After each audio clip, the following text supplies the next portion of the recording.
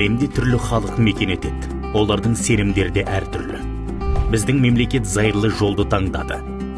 Дегенмен халықаралық қоғамдастықтың зайырлылық ұғымына қатысты түсінігі әртүрлі.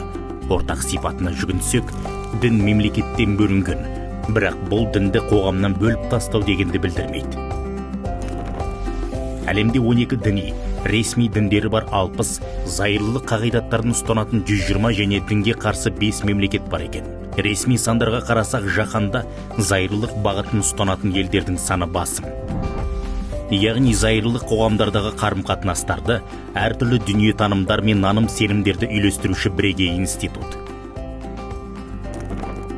Дін қоғамды жақсылыққа үндейді, ізгілікке шақырады.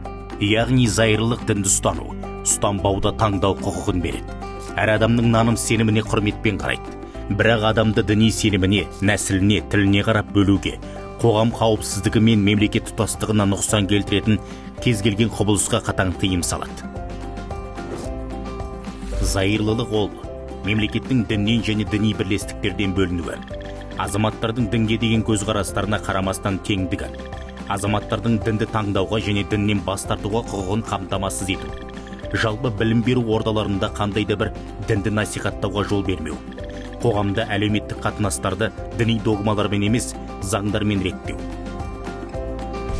Мемлекет пен дінді байланыстыратын қоғам, ал қоғамды нығайтып, дамытатын ұлт пен ұлыстың бірлігі, ырысты тірлігі.